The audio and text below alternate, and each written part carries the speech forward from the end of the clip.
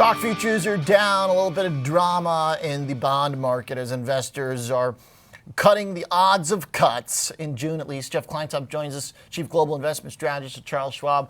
So we got some pretty impressive ISM data here at home yesterday, Jeff, and all of a sudden Treasury market's kind of going haywire. What do you think?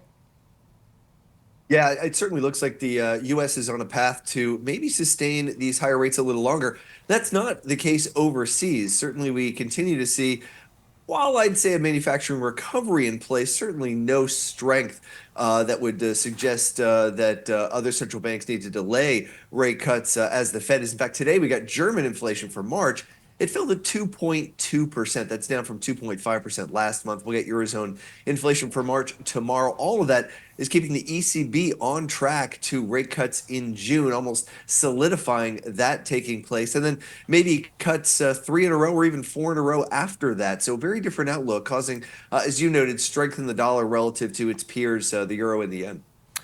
So inflation softening is nice for those countries. Here it's been a little bit more sticky, but does it at least come with the added benefit of better than expected economic data generally? Are we dealing with a little bit more of a stringent path for the Fed because things are going better than, say, the European economy? Yeah, that's true. I mean, the global economy has seen a better pace of momentum here, maybe ex-China in the first quarter, but the U.S. has certainly led the way, and certainly you can see that in terms of revisions to GDP. They're up everywhere, but they're up a lot more in the U.S., and so we'll see how much that sustains the pace of inflation and the tight labor market in the U.S. relative to the rest of the world. It's been an interesting backdrop and one that clearly continues to point to just a lot of incredible resiliency in the U.S. economy, really tied to not just the allocation to the service sector we have in the U.S. It's been very strong. Actual recovery really helping to boost U.S. growth as well. Okay, so the disinflation a little bit more obvious in the Eurozone right now, assuming tomorrow it continues that trend. The chart we're just looking at kind of showing the steady drop off. So then the Euros are going to cut before us, most likely? Yeah, that seems to be the case. It really looks like June is a done deal. Well, there's even a 10% chance that we get an April cut. On the 11th when the ECB meets again. Yeah. So that's increasing in its likelihood over the last week or so as this data has come in. Again, it's not so much about soft economic growth. It's more about inflation really plunging down towards the ECB's target, actually probably going to be below the ECB's 2% target this summer. And that really says a lot about where rates are and where they need to go. And that's why I think starting earlier maybe makes even more sense if we're going to get a central bank that is thinking about pausing maybe in between each move. Maybe the ECB doesn't want to go 3 in a row as it has in the past. Maybe it wants to space that out, in which case it might make sense to start in April. There's certainly a case to be made there, but all of that is certainly part of this backdrop of an environment where inflation is just coming down much more rapidly outside the U.S. Okay, so this is interesting because if we think about cutting as a sort of stimulative economic event, in the last week, we have repriced cuts downward here in the U.S., so we've priced in a more hawkish Fed. But with the rest of the world, minus Japan, kind of erring more towards a stimulative action if they're going to cut. And then China's also generally been trying to stimulate their economy too. So do all those other countries add up to support commodity prices? Because it seems like in the U.S., the Fed determines what goes on in bonds. That's kind of a U.S. specific thing, U.S. markets, but the commodity complex a little bit more global, I would think.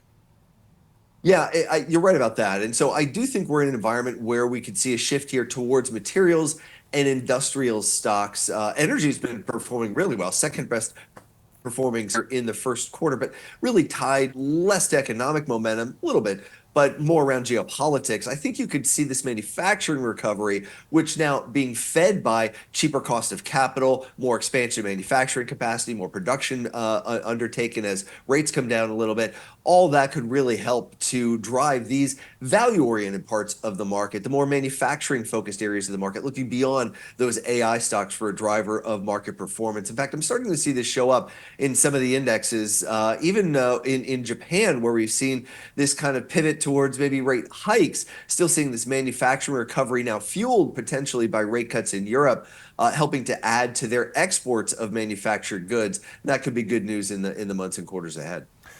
Does the Bank of Japan have the power, the ability to keep the dollar at bay? We see these moments like today when the Bank of Japan says something and then the dollar comes off a bit, yen strengthens, but they keep turning out to be opportunities to buy the dollar at a discount. What do you think, Jeff? I think that the yen is probably close to a floor here, given how the backdrop has shifted a little bit. But that doesn't mean it couldn't be pushed a little bit lower. 153 certainly wouldn't be unreasonable here. But I think the Bank of Japan is serious about wanting to address the issues here with the yen, and so there may be some intervention. They've intervened in the past, and it's mattered for a period of time. And so we'll see if they're going to put some teeth into those comments. But it is interesting to see how the market has lined up. Expecting that they'll just give way and that the yen will continue to weaken. I'm not sure that's the case. They don't necessarily want to see further weakness in the yen here. They are more concerned about inflation and wanting to contain it going forward, keeping it closer to their target. And of course, a weaker and weaker yen just adds more import fuel, import inflation into their economy. They're now beginning to address that for the first time in a decade plus. And so I do think they're more serious this time about the potential for intervention. So far, it's worked. So I guess if we are judging their stock market's response as a gauge, then they should keep doing what they're doing, basically. I mean, Japanese stocks have been doing great. For investors that maybe are feeling skittish about the U.S. narrative right now, if the Fed's not going to be able to cut, or if NVIDIA breaks down, whatever it is, if any of our kind of pillars of this bull run start to crack a little bit, where's the best place to look abroad, Jeff? Yeah, I'm still a big fan of Japan. I mean, there's a lot of things going on there, a lot of it very positive for that market. And in fact, even China's turnaround here in terms of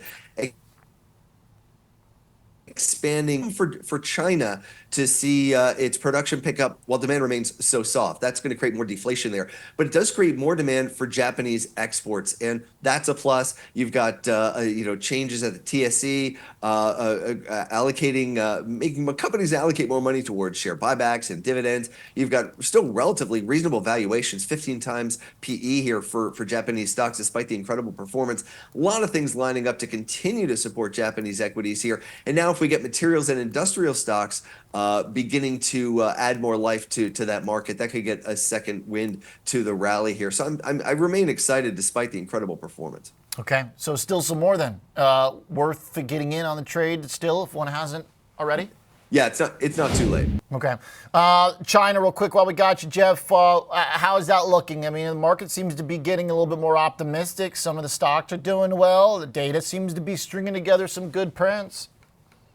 I'm not there. I don't see it. I think China's addressing the wrong things. Yes, the stock market has bounced a little bit, maybe on directed buying from China's government into some policy plans, or pension plans. But I don't think this is realistic. I don't think it's likely to last. They haven't loosened capital controls. They haven't addressed the housing crisis. They haven't expanded fiscal stimulus. None of the things that would really begin to turn demand around. So yes, production is picking up. We saw that in the upside surprise to the PMI number. But that's not good in an economy where there's no demand. You're just going to get more deflation. So I don't think they're addressing the right things. I'd be cautious about going in here. I think, we're seeing some of these Chinese companies like Alibaba, Baidu, JD.com trading close to the amounts of cash and equivalents on their balance sheet. So I recognize that there's value there that's going to cause that spring to unloosen here. China is still facing a lot of problems as we head into the summer months.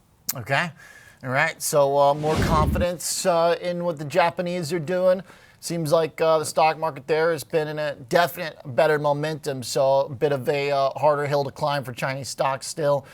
Great stuff, great perspective. Thank you very much, Jeff. Thanks, Oliver. Good to see you.